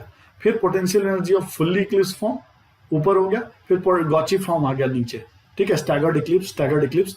फिर potential energy of partially eclipsed हो गया, partially eclipsed is more stable then fully, इसलिए ये ग्राफ से ये ग्राफ नीचे है पोटेंशियल एनर्जी का। फिर ये एंटी फॉर्म हो गया, समझ गए, आप इसको भी एंटी लिख सकते हो, ये वाले को भी एंटी फॉर्म। तो ये एंगल है, ये 0 डिग्री, 60 डिग्री, 180 डिग्री, और फिर 360 पे वापस मिल जाएगा एंटी फॉर्म में, ठीक है। तो ये 0 डिग्री पे ये कंडीशन है जब आप इसको 60 से रोटेट करेंगे तो पार्शियल इक्लिप्स मिलेगा, फिर 180 से करेंगे तो गॉची मिलेगा, फिर 120 से करेंगे तो गॉची मिलेगा, 180 से फिर फुल्ली इक्लिप्स मिलेगा, फिर 240 पे गॉची मिलेगा, फिर 300 पे पार्शियल इक्लिप्स मिलेगा, 360 पे वापस से आपको 0 डिग्री पे जो था वो मिलेगा। ठीक है, तो रोटेशनल एंगल ये हो गया। अब ये रोटेशनल एंगल जो 0 डिग्री लिखा है ये मैं CH3 CH3 के बीच में नहीं लिखा है, इसके बगल वाले के साथ लिखा है। ठीक है, अब आगे चलते हैं। Delta E, energy barrier to rotation. अब ये क्या है प्यारे बच्चों, जरा आप सोच के देखिए कि यहां पीछे चलते हैं ग्राफ में। अगर मान लीजिए कि ये पार्शियली इक्लिप्स्ड है, ठीक है, और ये एंटी फॉर्म है, तो आपका तो ये हो गया ना कि एंटी फॉर्म का पोटेंशियल एनर्जी कम है, तो रूम टेम्परेचर पे ही वो चेंज हो जाएगा, करेक्ट ना? वो रूम टेम्परेचर पे ही एंटी फॉर्म में चेंज हो जाएगा, करेक्ट ना? उसको ज्यादा एनर्जी देने की जरूरत नहीं क्योंकि स्टेबिलिटी की तरफ भाग रहा है वो। तो delta is energy barrier to rotation, यानी कि आपको एनर्जी देना पड़ेगा रोटेशन के लिए। तो delta is so small that it is available at room temperature, available at room temperature, ठीक है, अवेलेबल एट रूम टेम्परेचर, यानी कि रूम टेम्परेचर पे ही ये कन्वर्जन हो जाते हैं। Normal butane exist in all these conformers in state of rapid equilibrium, ठीक है। All equilibrium relatives populations of this conformers will be in the order, क्या है ऑर्डर? एंटी फॉर्म मिल जाएगा, फिर गॉची, फिर partial eclipsed and fully eclipsed, because this is the stability order. Question, do conformational analysis. आप propane में फिर B ये लिखा हुआ है, आइसो ब्यूटेन लिखा हुआ है, फिर सी एंड डी, इन सब में आप कॉन्फर्मेशनल एनालिसिस करिए, जैसे मैंने अभी आपको इथेन का करके दिखाया ना, नॉर्मल ब्यूटेन का करके दिखाया, करेक्ट ना? इथेन भी दिखाया, नॉर्मल ब्यूटेन भी दिखाया, तो बाकी इन सब में आप करिएगा, ये आपको होमवर्क दे दिया। In which of the following molecules rotation barrier will be maximum about C C bond. अब आपको बोलता है कि कौन से मॉलिक्यूल में ABCD में किस में रोटेशन बैरियर यानी कि किस में ज्यादा एनर्जी लगेगा। तो आप जरा सोचिएगा कि किस में ज्यादा एनर्जी लगना चाहिए, तब आपको कैसे डिसाइड करेंगे? जब आप CC लेकर के आप बनाएंगे, हाइड्रोजन हाइड्रोजन हाइड्रोजन रखेंगे, पहला वाला जो एग्जांपल है, नीचे में भी हाइड्रोजन हाइड्रोजन का, लेकिन जैसे जैसे आप ऊपर नीचे बढ़ते जाएंगे तो आपको CH3 भी आएगा हाइड्रोजन की जगह में। तो देखिए, जितना ज्यादा वो अनस्टेबल होगा वो रूम टेम्परेचर पे चेंज नहीं होगा, लेकिन स्टेबिलिटी की तरफ जाएंगे तो रूम टेम्परेचर पे ही हो जाएगा। तो उस तरह से आप देखेंगे कि भैया जब रूम टेम्परेचर पे ही हो जा रहा है तो एनर्जी बैरियर रोटेशन के लिए जरूरत ही नहीं पड़ रहा है देने का, यानी बहुत लीस्ट देने की जरूरत पड़ रही है। यानी कि आप मान लीजिए एंटीफॉर्म रूम टेम्परेचर पे ही हो जाएगा, गौची भी रूम टेम्परेचर पे हो जाता है। तो उस हिसाब से आप इसको बनाइएगा क्वेश्चन को। ये रहा ये CH3 इथेन वाला ले रखा है, ये फॉर्म, ठीक है। अब देखिए ये यहाँ पे प्यारे बच्चों HHH ले रखा है, यहाँ पे मैंने बस एक चीज थोड़ा सा एक्स्ट्रा लिया है, CH3। ये क्या है जरा देखिए ध्यान से, पीछे का क्वेश्चन ये देखिए, CH3 लिया तो मैंने उसका फॉर्मेशन ये दिखा दिया, ये वाला फर्स्ट वाला, ठीक है। अब सेकंड वाला को देखिए जरा, इसमें क्या लिया? CH2 CH3, और ये वाला CH3 एक एक्स्ट्रा है। तो देखिए मैंने क्या किया है, ये CH3 जो एक्स्ट्रा है वो ऐसे लिखा है CH2 और नीचे में तो CH3 था, ये कर दिया। अब ये देखिए ये सेकंड हो गया। अब ये थर्ड दिखाता हूं। थर्ड में देखिए ऊपर में भी CH3 है, ऊपर में 2 CH3 है, तो इसका मतलब है क्या है क्वेश्चन? देखिए ऊपर में 2 CH3 हो गया, एक हाइड्रोजन, और अंदर में 3 हाइड्रोजन वाला CH3 है, ठीक है। तो ये बना दिया। फिर अगला देखिएगा तो ऊपर में वो ये वाला भी दिख जाएगा आपको, 3 CH3 इस कार्बन से अटैच है, तो फ्रंट में मैंने ये दिखा दिया और नीचे में ये दिखा दिया। तो देखिए ये दिख रहा है। तो total strain is increasing, strain क्या हो रहा है? स्ट्रेन इंक्रीज कर रहा है। देखिए यहाँ पे क्या हो रहा है? बल्की ग्रुप, तो स्ट्रेन मेरा क्या हो रहा है? इंक्रीज कर रहा है। अब आप इस क्वेश्चन को बनाएगा, therefore energy barrier to rotation in the order neopentane में सबसे ज्यादा एनर्जी लगेगा, जो लास्ट वाला दिखाया, फिर आइसो में, फिर प्रोपेन में, और फिर इथेन में सबसे कम लगेगा। क्यों? क्योंकि उसमें रिपल्सन कम है, यानी कि वो स्टेबल फॉर्मेट में है, और अगर स्टेबल फॉर्मेट में है तो वो रूम टेम्परेचर पे ही चेंज हो जाएगा, यानी कि आपको एनर्जी अलग से देने की जरूरत नहीं पड़ेगी, या अगर देना भी पड़ा तो बहुत कम एनर्जी में हो जाएगा काम, ठीक है। आगे चलते हैं। नेक्स्ट पॉइंट है heat of combustion versus stability. अब जरा इसको पहले 2 सेकंड मेरी बातों को ध्यान से सुनिए और मेरी तरफ देखिए। ये हीट ऑफ कंबसन, कंबसन क्या होता है? जब आप ऑक्सीजन के साथ हीट करते हैं, रिएक्शन करते हैं तो हीट रिलीज होता है। अगर मान लीजिए अल्केन को करवा रहे हैं ऑक्सीजन के साथ रिएक्शन, तो इसको बोलते हैं ऑक्सीडेशन ऑफ अल्केन या फिर कंबसन भी बोलते हैं। तो कंबसन में क्या होता है ना, जो प्रोडक्ट होता है अल्केन के साथ अगर कराते हैं तो CO2 और H2O होता है और साथ में हीट रिलीज होता है। क्या होता है? हीट रिलीज होता है। अगर, अब यहां फोकस कीजिएगा मेरी बात पे, अगर हीट बहुत ज्यादा रिलीज हो रहा है तो जो प्रोडक्ट बना वो ज्यादा स्टेबल है, यानी कि CO2 H2O ज्यादा स्टेबल है। किससे? जो आपने रिएक्टेंट लिया था उस अल्केन से ज्यादा स्टेबल बन गया, ज्यादा हीट रिलीज हो रहा है। तो अगर कम हीट रिलीज हो रहा है तो आप बोलेंगे कि जो हमने जो रिएक्टेंट लिया था यानी जो अल्केन लिया था वो ज्यादा स्टेबल है, वो चेंज नहीं होना चाहता है CO2 H2O में। मामला क्लियर? अब उसी से इस क्वेश्चन को सॉल्व करेंगे या इस कंसेप्ट को, heat of combustion versus stability. तो जितना ज्यादा हीट रिलीज करेगा उतना प्रोडक्ट आपका स्टेबल होगा, और जो रिएक्टेंट है, इसको हम ले रहे हैं रिएक्टेंट, ये लेस स्टेबल होगा। तो आपसे ना रिएक्टेंट के बारे में पूछेगा कि रिएक्टेंट बताओ कि कौन सा ज्यादा स्टेबल है कौन सा कम। तो वो डिपेंड करता है हीट पे। हीट ज्यादा स्टेबल हो रहा है, सॉरी, हीट ज्यादा रिलीज हो रहा है तो इसका मतलब प्रोडक्ट स्टेबल है, रिएक्टेंट लेस स्टेबल है। अगर हीट कम रिलीज हो रहा है तो प्रोडक्ट कम स्टेबल है, रिएक्टेंट ज्यादा स्टेबल था।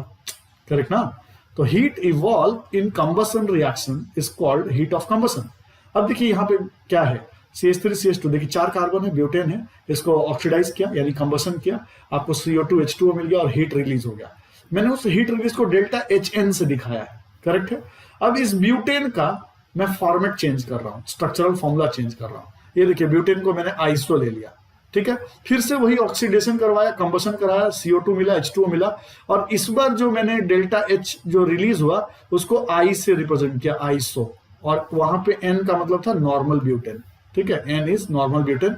तो नॉर्मल ब्यूटेन से जब ये बनेगा तो कुछ ना कुछ तो हीट रिलीज होगा ना बंधु, तो वो डेल्टा HN रिलीज हुआ। अब यहां आ गए, अब यहां से भी कुछ ना कुछ रिलीज होगा, अगर ये इसमें कन्वर्ट हो रहा है तो कुछ ना कुछ हीट रिलीज होगा, वो डेल्टा HI हो गया। अब आपसे पूछेगा कि भाई डेल्टा HI ज्यादा कि डेल्टा HN ज्यादा, ठीक है, तो अब कैसे पता चलेगा कि डेल्टा HI ज्यादा है कि डेल्टा HN ज्यादा है? तो प्यारे बच्चों, जो ज्यादा रहेगा उसका अल्केन, देखिए जैसे डेल्टा HN, मैं एक एग्जांपल समझा रहा हूं, समझिए बात को, कि डेल्टा HN ज्यादा है, ठीक है, इसका मतलब है कि नॉर्मल ब्यूटेन ज्यादा स्टेबल होता है। नॉर्मल ब्यूटेन, यहां पे इसको लिख देते हैं, normal butane is more stable then isobutane. क्यों? क्योंकि डेल्टा HN ज्यादा है, डेल्टा HN का वैल्यू ज्यादा है, इसका मतलब है कि वेट, डेल्टा HN का वैल्यू ज्यादा हो गया यानी कि प्रोडक्ट ज्यादा स्टेबल हो गया। माफ कीजिएगा, उल्टा बोल दिया मैंने। डेल्टा HN का ज्यादा है वैल्यू, इसका मतलब प्रोडक्ट ज्यादा स्टेबल हो गया ना, product is more stable, product ऐसे दिखा रहा हूं सिंबल, मोर स्टेबल, यानी कि नॉर्मल ब्यूटेन जो होगा वो लेस स्टेबल हो जाएगा, लेस स्टेबल। अब बोलता है कि डेल्टा HI जो है वो कम है यानी कि कम हीट रिलीज हो रहा है, तो जो प्रोडक्ट है, ये जो मेरा प्रोडक्ट है वो लेस स्टेबल होगा। जितना ज्यादा हीट रिलीज होता है उतना प्रोडक्ट स्टेबल होता है ना, तो लेस स्टेबल हो गया यानी कि ये ज्यादा स्टेबल हो गया। करेक्ट है? तो देखिए अगर ये ज्यादा स्टेबल हो गया तो इसका मतलब potential energy of isobutane is what? कम, और नॉर्मल ब्यूटेन का पोटेंशियल एनर्जी ज्यादा, यानी कि जो मैंने यहां स्टेटमेंट लिखा normal butane is less stable लिखना पड़ेगा मुझे, ठीक है, इसको लिख देते हैं लेस स्टेबल देन आइसोब्यूटेन। बात समझ में आ गई? हीट से हमने डिसाइड कर लिया।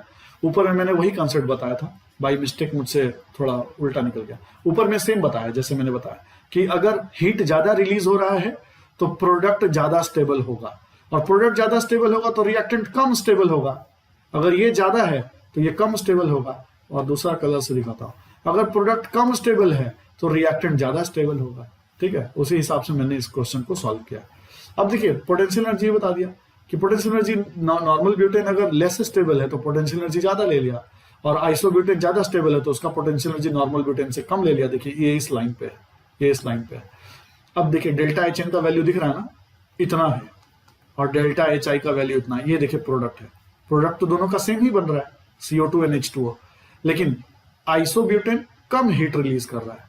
क्यों कम हीट रिलीज कर रहा है? क्योंकि आइसोब्यूटेन एक बहुत स्टेबल कंपाउंड है। अगर ये स्टेबल कंपाउंड है तो CO2 और H2O जो बनेगा, यानी कि ये जो आइसोब्यूटेन है ये कम एनर्जी आने के लिए, देखिए यहां से यहां आया तो कम एनर्जी रिलीज हुआ, डेल्टा एच आई, ठीक है, और ये ज्यादा कर रहा है। क्लियर हो गया बात? ठीक है, अगर और डाउट रहेगा तो आप इसको फिर से पूछ सकते हैं। आगे देखिए, this reflects that isobutane is more stable than normal butane. क्या? More precisely among any two isomers that will be more stable which has lower heat of combustion. Got it? वो अल्केन ज्यादा स्टेबल होगा जिसमें lower heat of combustion होगा। ठीक है, ये आपको कॉन्सेप्ट समझ में आ गया। अब ये क्वेश्चंस कभी कभी आ जाते हैं एग्जाम में, तो पकड़ना है, ये यहीं पे पढ़ा जाता है। Stability of normal hexane can be compared with which of the following alkanes on the basis of heat of combustion. अब ये क्वेश्चन को आप घर पे कीजिएगा, ठीक है। आगे रूल इज दैट, अब घर पे करिएगा, अब उसका रूल्स बताता है। Rule is that stability of an isomer is inversely proportional to heat of combustion. ठीक है, अगर हीट ऑफ कंबसन कम है तो स्टेबिलिटी ऑफ आइसोमर्स ज्यादा होगा, अगर हीट ऑफ कंबसन ज्यादा है तो आइसोमर्स का स्टेबिलिटी कम होगा। अब बात ये तो हो गया नॉर्मल जो मैंने आपको ओपन चैन में बताया। अब मैं रिंग ले लेता हूं, ये देखिए cyclopropane, cyclobutane, cyclopentane and cyclohexane ले लिया। ठीक है, अब मैंने जब रिंग ले लिया तो यहां पे अब उसके जैसा नहीं सोचेंगे। अब यहां पे क्या देख रहे हैं आप, यहां पे 3 कार्बन है और यहां पे 1 कार्बन बढ़ गया है ना, 1 2 3, 1 कार्बन बढ़ गया, यहां पे 2 कार्बन बढ़ गया, यहां पे 3 कार्बन बढ़ गया। यानी कि एनालॉग देखिए तो CH2 से बढ़ रहा है, यहां 1 CH2 बढ़ा, यहां 2 CH2 बढ़ा और यहां 3 CH2 बढ़ा। तो अगर आप देखें तो हर बार CH2 एक एक करके बढ़ता जा रहा है। So these cyclanes are not isomers. Got it? ये सब आइसोमर्स नहीं है, therefore their stability order can't be derived directly from their heat of combustion as in the case of isomers, but the cyclanes differ only in the number of CH2 unit. बात समझ में आ गई? Therefore their stability order can be derived on the basis of their heat of combustion per CH2. Her CH2 पे आप उसकी stability को देख सकते हैं कि पर CH2 की हीट ऑफ कंबसन क्या है।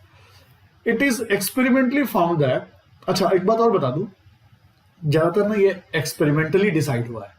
पर CH2 कितना हो रहा है तो हम वो आइडिया देख के नहीं लगा सकते, एक्सपेरिमेंटल डाटा से पता करना पड़ेगा।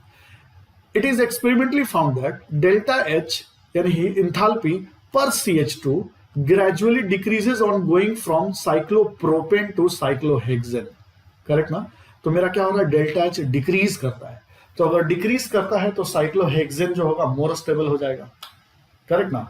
जितना डेल्टा H का वैल्यू कम होगा, जितना इसका कम होगा, तो मैंने अभी आपको क्या बताया, रिएक्टेंट एंड प्रोडक्ट, जितना ज्यादा डेल्टा H होगा यानी हीट ऑफ कंबसन जितना ज्यादा होगा उतना प्रोडक्ट स्टेबल होगा और रिएक्टेंट लेस स्टेबल होगा।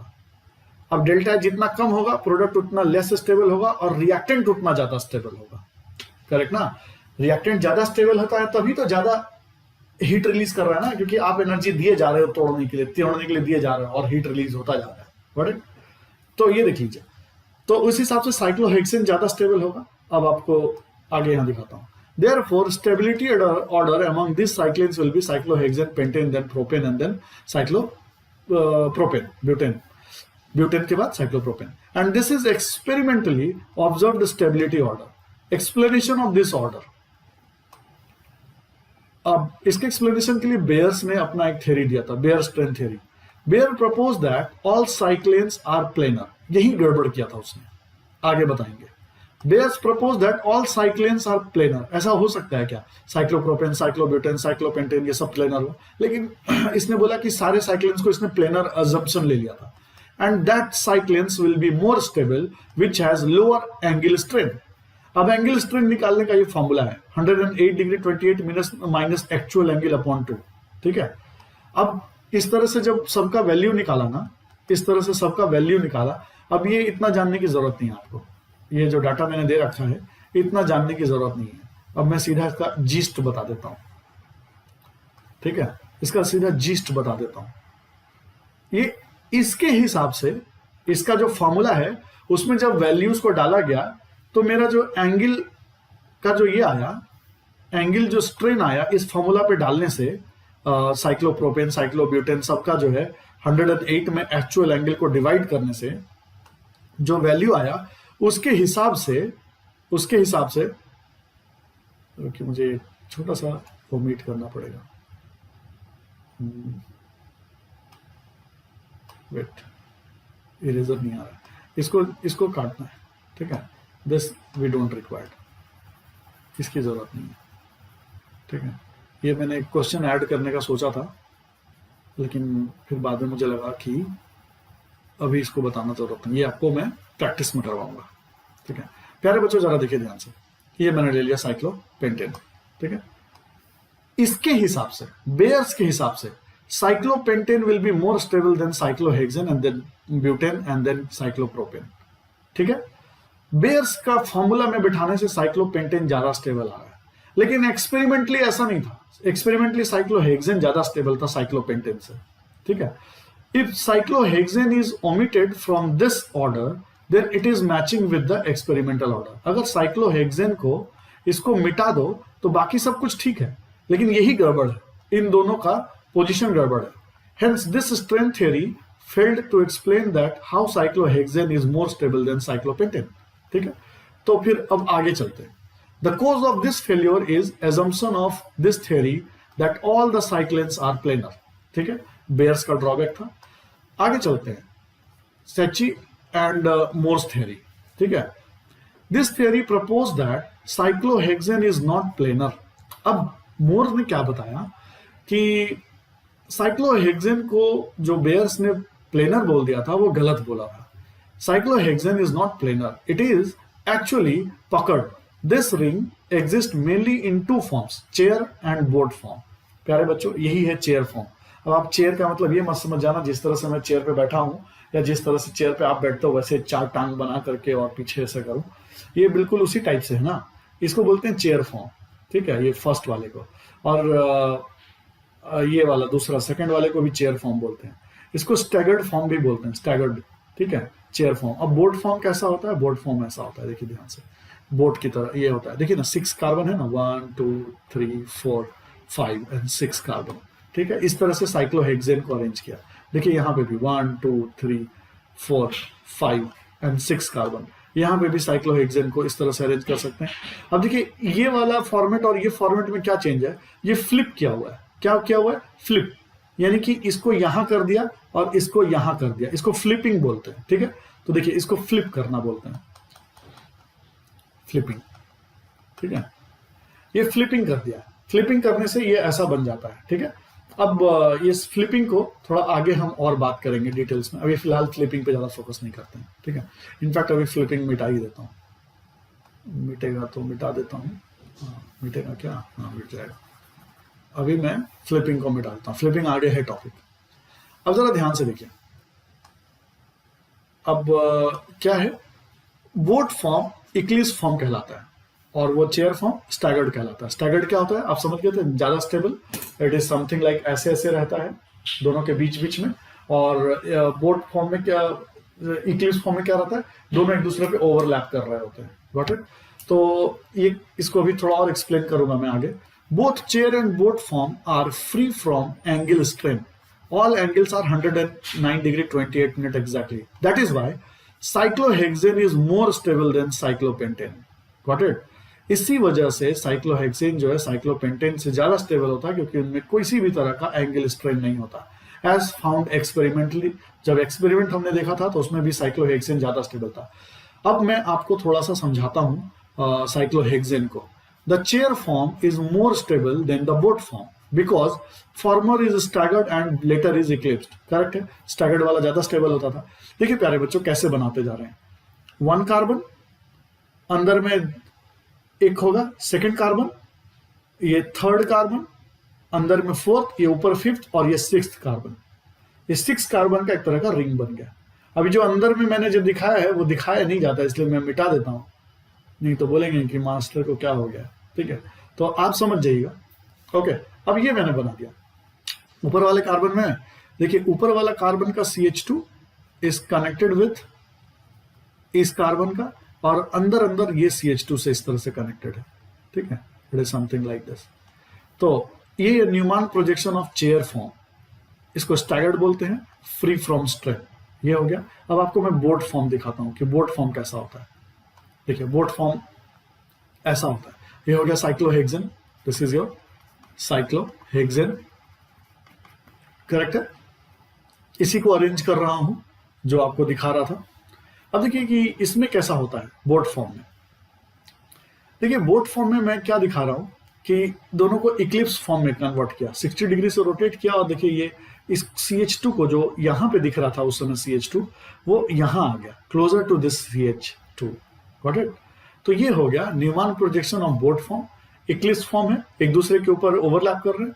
देयर इज टॉरिशनल स्ट्रेन आएगा एज वंडरवाल रिपल्सन। ठीक है, torsional strain as van der Waals repulsion वहां क्रिएट होगा। और मैं ये जो रेड कलर से CH2 लिख रहा हूं इनको ओमिट कर देता हूं। समझ में आ गया? This is your boat form. Boat form है तो आपको दिख रहा होगा कि एक दूसरे के ऊपर ओवरलैप कर रहे हैं, बल्कि ग्रुप भी है, CH2 आ रहा है, तो इसकी वजह से ये लेस स्टेबल होगा, स्टैगर्ड यानी कि चेयर फॉर्म से। ठीक है, आगे चलते हैं।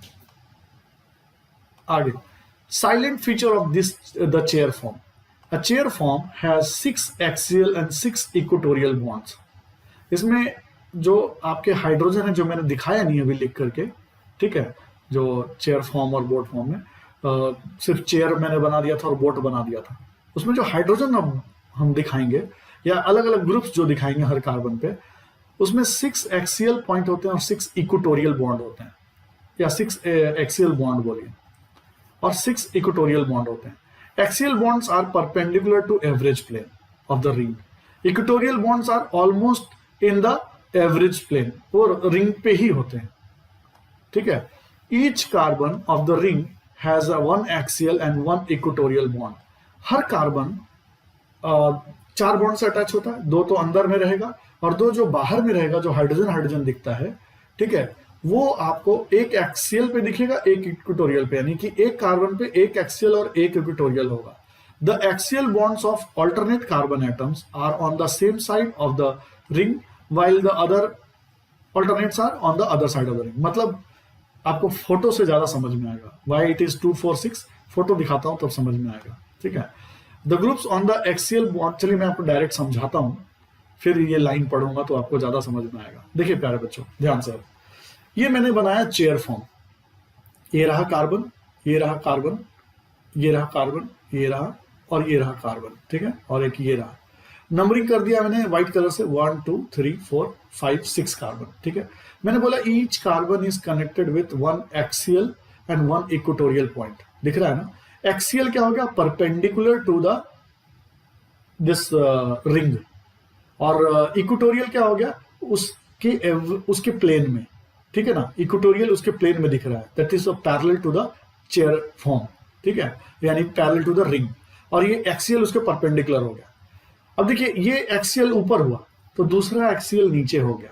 करेक्ट ना? सेकंड वाला एक्सियल नीचे, तो थर्ड वाला एक्सियल ऊपर हो जाएगा, फोर्थ वाला एक्सियल नीचे हो जाएगा, फिफ्थ वाला ऊपर हो जाएगा, ये रहा ये एक्सियल, और सिक्स्थ वाला एक्सियल नीचे हो जाएगा। करेक्ट है?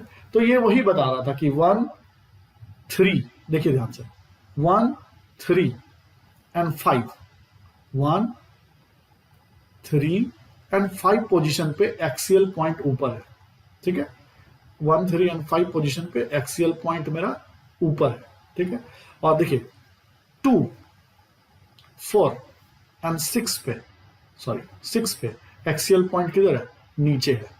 तो वो जितना पूरा बड़ा सा कहानी लिखा हुआ था वो यही बता रहा था। ठीक है, अब देखिए प्यारे बच्चों, यहां जो 1 और 3 पे जो एक्सियल पॉइंट दिख रहा है आपको, ठीक है, 1, 3 और 5 पे यहां पे तीनों ए ऊपर दिख रहा होगा आपको, करेक्ट ना? ये जो तीनों ऊपर ए दिख रहा है, ये बेसिकली एक तरह से स्टेरिक रिपल्सन क्रिएट करते हैं। अगर बल्कि ग्रुप 1, 3 और 5 पोजीशन पे मान लीजिए 3 CH3 लगा हुआ है ऊपर में, ए 1 पोजीशन पे एक्सियल पॉइंट पे, थर्ड ए पे CH3 एंड फिफ्थ ए पे CH3, तो स्टेरिक रिपल्सन ज्यादा होगा, करेक्ट है? तो यहां पे लिखा है 1, 3 डाई एक्सियल रिपल्सन, इसका क्या नाम देते हैं? 1, 3, 5 भी लिख सकते हैं, 1, 3, 5 ट्राई एक्सियल लिख सकते हैं। फिलहाल मैं यहाँ पे इन दोनों को बात कर रहा हूं, तो 1, 3 डाई एक्सियल रिपल्सन और वंडरवाल रिपल्सन बोल सकते हैं। अब जब आपको ये समझ में आ गया है तो मैं पीछे का वापस से लेटर पढ़ना चाहता हूँ, ठीक है? अब ये वाला मैं थोड़ी देर में आपको समझाता हूँ, ये देखिए ध्यान से। The axial bonds of alternate carbon atoms are on the one side of the ring, while the other of alternate carbons 2, 4, 6, समझ में आना, 1, 3, 5 and 2, 4, 6, one side of the ring, and the while other alternate carbons 2, 4, 6 are on the other side.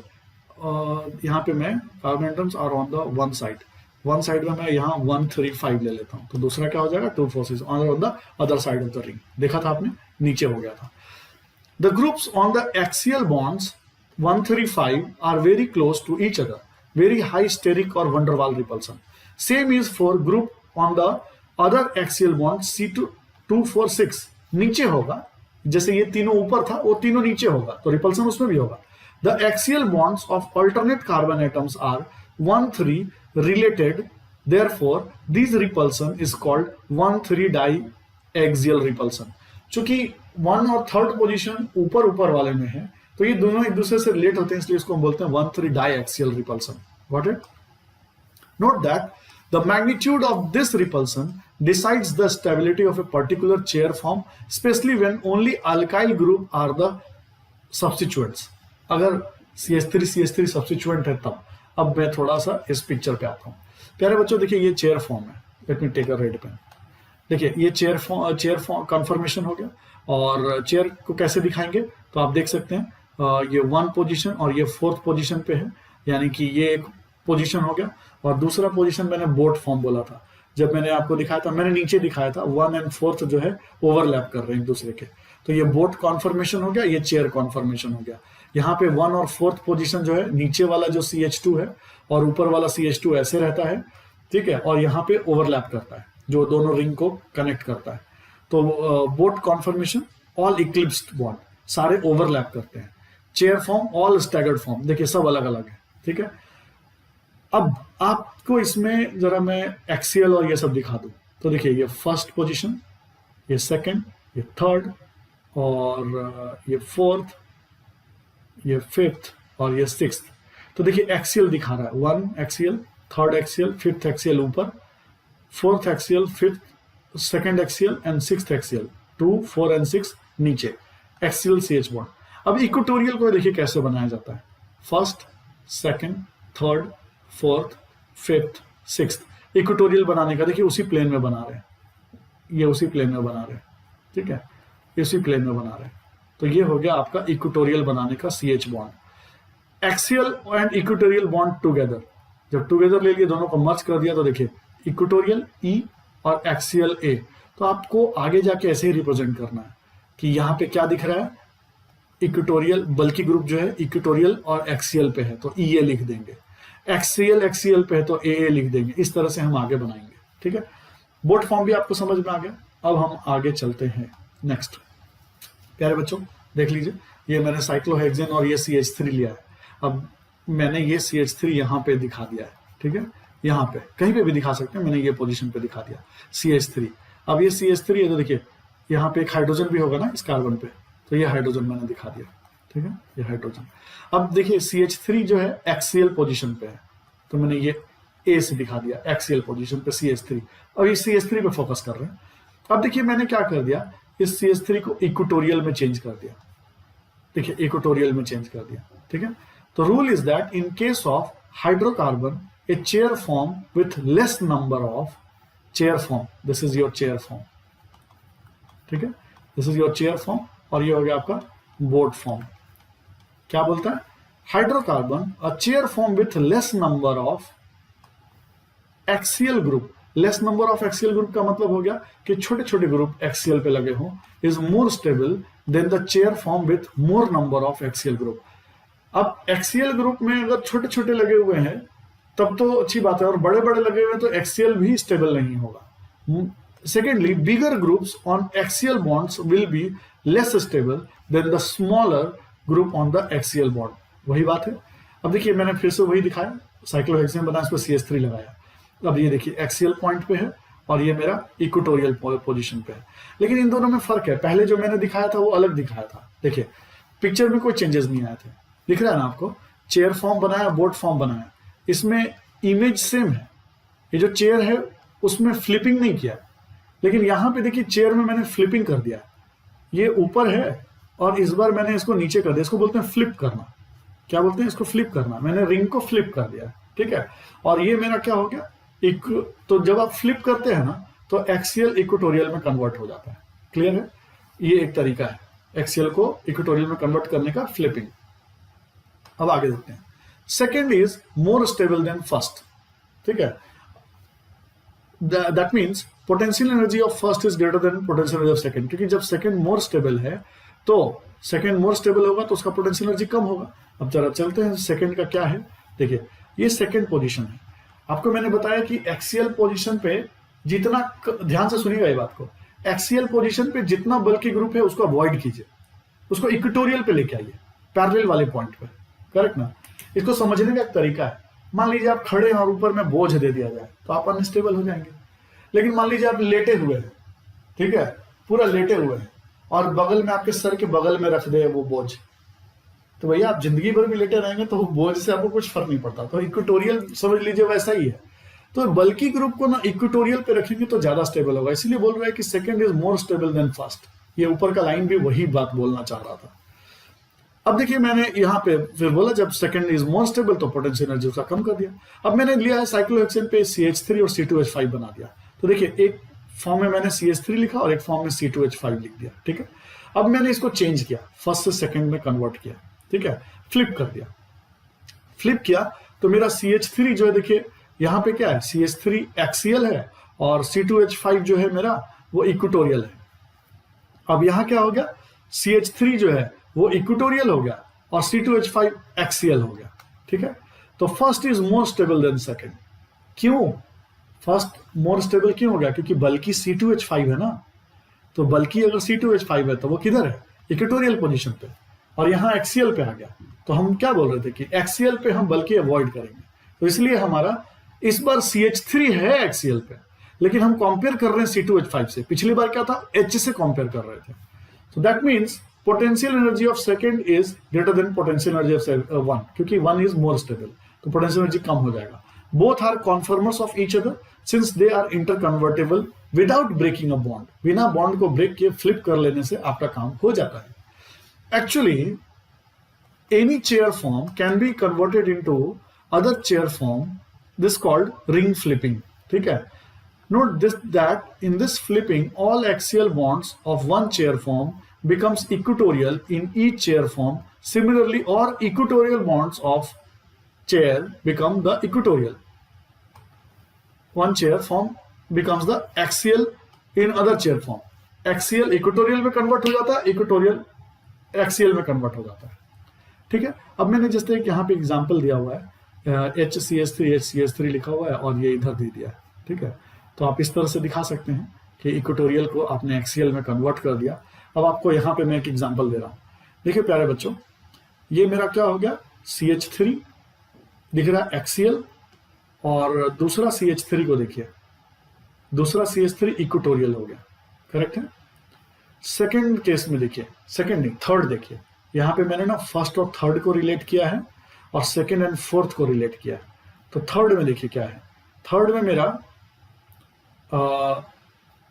ये हो गया axial, नहीं इसको convert करना है बेसिकली, इसको इक्वेटोरियल बनाना है, गलत लिखा हुआ है, इसको इक्वेटोरियल बनाना है और इसको एक्सियल बनाना है, ये ठीक है। तो देखिए ये गड़बड़ लिखा हुआ है, इसको मुझे चेंज करना पड़ेगा, इसको ऊपर वाले को इक्वेटोरियल बनाना पड़ेगा। जस्ट अ सेकेंड, इसको मैं थोड़ा सा ठीक करता हूँ, जस्ट से इसको मैं कन्वर्ट कर देता हूँ। एच को ऊपर ले आता हूँ और इक्वेटोरियल बना देता हूँ, ठीक है। देखिए रिंग फ्लिप कर रहे हैं, देखिए देखिए देखिए देखिए, वेट वेट वेट वेट, मैंने यहाँ रिंग फ्लिप किया प्यारे बच्चों, वेट जस्ट अ सेकेंड। हाँ अब देखिए प्यारे बच्चों ध्यान से, क्या किया हमने, देखिए हमने रिंग को फ्लिप किया, रिंग को फ्लिप किया तो ये CH3 वाला जो पार्ट है, वाइट लेते हैं, ये वाला जो CH3 वाला पार्ट है वो नीचे आ जाएगा, करेक्ट है, ये नीचे आ गया, और ये वाला जो पार्ट है, ये वाला पार्ट, ये कार्बन वो यहां आ गया, करेक्ट है। अब देखिए यहां पे ये क्या था, इक्वेटोरियल था, तो एक्सियल में कन्वर्ट करना पड़ेगा, तो रेड हटा देते हैं, वो सही लिखा हुआ है, एक्सियल में कन्वर्ट कर दिया, ठीक है। ये मेरा इक्वेटोरियल था, इसको मैंने एक्सियल में कन्वर्ट कर दिया, करेक्ट है, एक्सियल में कन्वर्ट कर दिया। अब ये मेरा एक्सियल था, ये एक्सियल था, तो ये इक्वेटोरियल में कन्वर्ट कर दिया, तो यहां लिखना पड़ेगा ई लिखना पड़ेगा, ये इक्वेटोरियल में कन्वर्ट कर दिया, क्लियर है। अब यहां देखिए सेकंड एंड फोर्थ में क्या है, ये इक्वेटोरियल और एक्सियल, ठीक है। ऊपर वाला एक्चुअली एक गड़बड़ है, इसको लिखना पड़ेगा एक्सियल, ऊपर वाले को अगर हम देख रहे हैं तो एक्सियल, और नीचे वाला क्या हो गया, नीचे वाला भी एक्सियल, ए हो गया, करेक्ट ना, एक्सियल एक्सियल। अब आपने रिंग फ्लिप किया तो दोनों इक्वेटोरियल में कन्वर्ट हो गया, ई, करेक्ट है। इसको जरा मैं एक बार फिर से अच्छे से ठीक कर देता हूं, तो ये हो गया axial axial converted into equatorial equatorial ring flipping से, ओके। अब इसके ऊपर हम लोग थोड़ा सा ऑपरेशन कर लेते हैं। क्वेश्चन, ये आपके लिए क्वेश्चन है, इस क्वेश्चन को आप बनाइएगा, मैंने आंसर कर दिया है, आप जरा इसके बारे में सोचिएगा, ये होमवर्क दे देता हूं आपको, नहीं समझ में आएगा तो आप लोग टेलीग्राम पे पूछ सकते हैं, या फिर क्लास में मॉर्निंग में आप पूछ सकते हैं, ठीक है। ये आप लोग इसको बनाइएगा, मेरे ख्याल से बन जाएगा आपको, ठीक है। आगे चलते हैं प्यारे बच्चों, अब जो भी मैंने बताया उसकी के ऊपर ऑपरेशन, ये क्या है आपके लिए क्वेश्चन है कि इन स्टेटमेंट्स में एक क्वेश्चन है, अभी जो मैंने पीछे आपको दिया था, ये क्वेश्चन है कि first and second are chair conformers of cis isomers होगा क्या, third and fourth are chair conformers of trans isomers होगा क्या। Note that first is not the conformation of third and fourth, तो आप इसको क्वेश्चन बना लीजिए, ठीक है, इसको क्वेश्चन बना लीजिए। And fourth is more stable of all first second third, इन सबसे ज्यादा स्टेबल होगा, trans isomers are more stable than cis isomers, ये आपका नोट में लिख दीजिए, trans isomers are more stable than cis isomers. ये 4 क्वेश्चंस हैं, इनको आप बनाइएगा पीछे वाला देख करके, ठीक है, फिर मैं इसको एक्सप्लेन करूंगा जब प्रैक्टिस लूंगा। अब यहाँ पे देख लीजिए ये क्वेश्चन है, अब इस क्वेश्चन में क्या है, अब इसको जरा मैंने बनाया है, इस बस रिंग को हॉरिजेंटल कर दिया है, ठीक है। अब ये हॉरिजेंटल कर दिया तो देखिए दोनों CH3 को मैंने एक तरफ रखा है, तो इसको हमने सिस बोला, और अगर दोनों CH3 को जब हम अपोजिट साइड में लेते हैं तो उसको ट्रांस बोलते हैं, ओके। नेक्स्ट यहां देखिए, अब वही रिंग, ये जो पीछे जो दिख रहा है आपको, ये जो पीछे रिंग दिख रहा है साइक्लोहेक्सेन, अब मैंने इस तरह से बनाया, अब इसको चेयर एंड बोर्ड फॉर्म में बनाता हूं। देखिए ये मैंने चेयर फॉर्म ले लिया, दोनों CH3 को मैंने एक तरफ रखा, ठीक है, एक्सियल हो गया ये। अब दोनों को मैंने जब फ्लिप कर दिया, फ्लिप किया तो ये वाला टिप ऊपर आ जाएगा और ये टिप नीचे आ जाएगा, देखिए ये टिप नीचे आ गया, ये ऊपर आ गया। अब मेरा जो एक्सियल है वो इक्वेटोरियल कन्वर्ट हो गया, और ये भी एक्सियल था, ये भी इक्वेटोरियल कन्वर्ट हो गया, first second. Second is most stable of all, second क्योंकि जितने भी बल्की ग्रुप है वो एक्सियल ये इक्वेटोरियल पोजीशन पे हैं, ई पोजीशन पे हैं, तो मैंने आपको बताया था बल्की ग्रुप अगर इक्वेटोरियल पे आते हैं तो ज्यादा स्टेबल हो जाएगा। Cis isomers of 1,3,5 dimethyl cyclohexane is more stable than trans isomer. अब ये वाला क्वेश्चन को आप जरा घर पे सोचिएगा, होमवर्क दे दिया मैंने, ठीक है। 1,3,5 डाइमिथाइल, 1,3,5 नहीं होगा,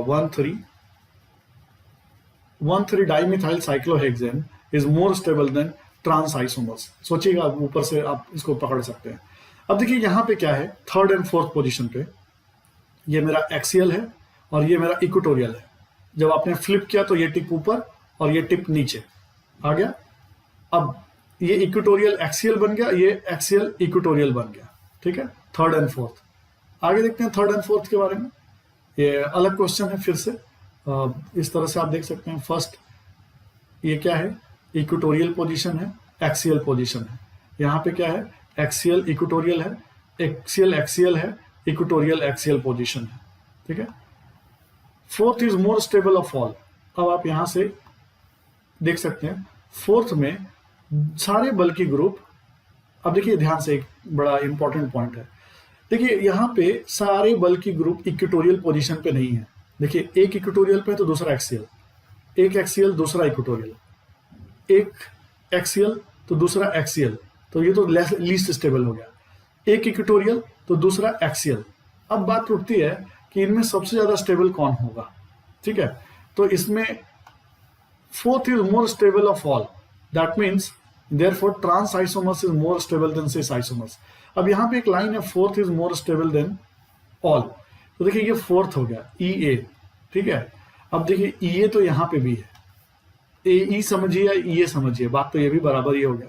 तो आप इस फोर्थ वाले को सोचिएगा, ये फोर्थ वाले को होमवर्क दे दिया, इसको समझिएगा, जितना मैंने कंसेप्ट बताया है तुरंत आप पकड़ लेंगे, जितना मैंने पढ़ाया है उसको उसके हिसाब से। अब मैंने ये और एक कंपाउंड लिया है, ये एक कंपाउंड लिया है, इसको मैंने दिखाया, ये CH3, ये C2H5, ये CH3। तो देखिए ये equatorial equatorial equatorial, most stable chair form, सारे इक्वेटोरियल पे आ गए। Right most stable conformers of cis and trans isomers, 1 ethyl 2 methyl cyclohexane. तो आपको क्या करना है, इक्वेटोरियल पे इथाइल को और मिथाइल को इक्वेटोरियल पे रख देना है, आपका वो सबसे ज्यादा स्टेबल हो जाएगा, ठीक है। तो right the most stable conformers आप तुरंत आप बना करके निकाल सकते हैं, इसको आप करिएगा, ये भी आपके लिए होमवर्क है, ठीक है। और बाकी नेक्स्ट ओवर हो गया आपकी क्लास, कॉन्फॉर्मर्स खत्म हो गया है, नमस्ते और सदा रहे हंसते, आइसोमर्स पूरी तरह से कंप्लीट कर दिया। अब मैं अगले टॉपिक की तरफ बढ़ूंगा, रिएक्शन मैकेनिज्म, ठीक है। इसके बाद मैं पूरा जंप कर रहा हूँ रिएक्शन मैकेनिज्म में, और इसके बाद फिर हम लोग धीरे धीरे आगे बढ़ेंगे। चलिए फिर, अगर अच्छा लग रहा हो एफर्ट तो लाइक और सब्सक्राइब करने के बारे में सोचिएगा। नमस्ते और सदा रहे हंसते।